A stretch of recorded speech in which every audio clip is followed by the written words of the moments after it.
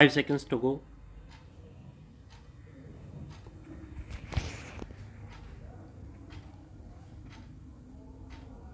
Start. We wish to place reliance on the classical decision of this court in Thakkar versus State of Gujarat AIR 1964 SC 1563, wherein the court held that the doctrine of burden of proof in the context of the plea of insanity may be stated in the following propositions. The prosecution must prove beyond reasonable doubt that the accused had committed the offence with the requisite mens rea, and the burden of proving that always rests on the prosecution from the beginning to the end of the trial. There is a rebuttable presumption that the accused was not insane when he committed the crime in the sense laid down by Section 84 of the Indian Penal Code. The accused may rebut it by placing before the court all the relevant evidence, oral, documentary, or circumstantial, but the burden of proof upon him is no higher than that rests upon a party to civil proceedings.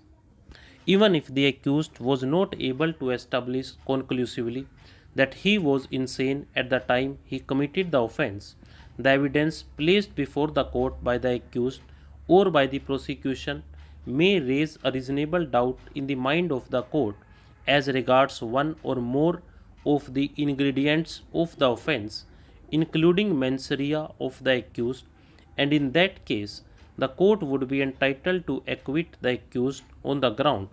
that the general burden of proof resting on the prosecution was not discharged.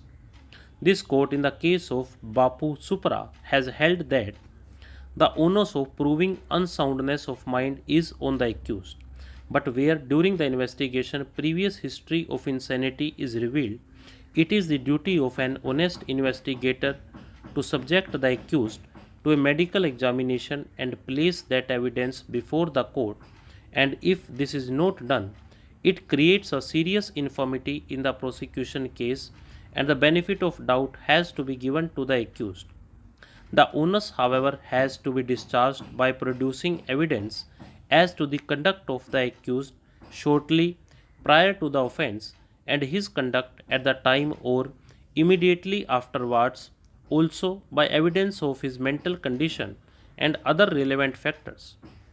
Mere abnormality of mind or partial delusion, irresistible impulse or compulsive behavior of a psychopath affords no protection under Section 84,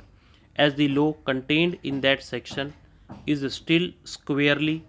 based on the outdated rules of 19th century England. The provisions of Section 84 are in substance the same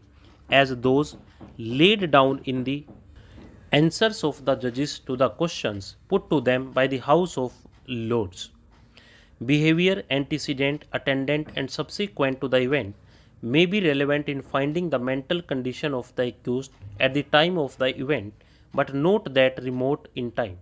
It is difficult to prove the precise state of the offender's mind at the time of the commission of the offence, but some indication thereof is often furnished by the conduct of the offender while committing it or immediately after the commission of the offence. A lucid interval of an insane person is not merely a cessation of the violent symptoms of the disorder, but a restoration of the faculties of the mind sufficiently to enable the person soundly to judge the act, but the expression does not necessarily mean complete or perfect restoration of the mental faculties to their original condition. So, if there is such a restoration, the person concerned can do the act with such reason, memory, and judgment as to make it a legal act, but merely a cessation of the violent symptoms of the disorder is not sufficient. This court, in a recent decision in Devi Das Rathod versus State of Maharashtra 2018 7 SCC 718, has held that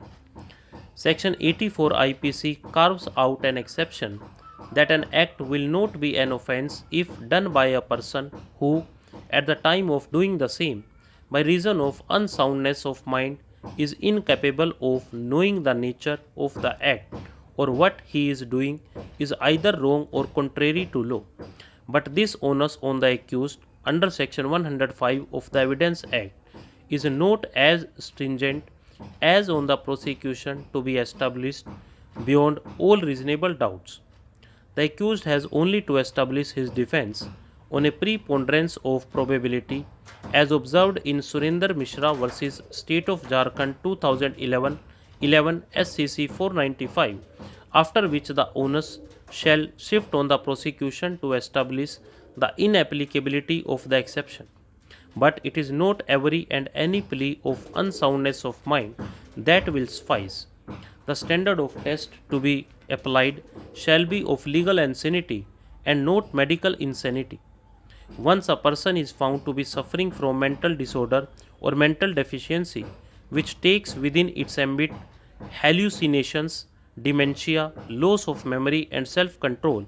at all relevant times by way of appropriate documentary and oral evidence, the person concerned would be entitled to seek resort to the general exceptions from criminal liability. Stop.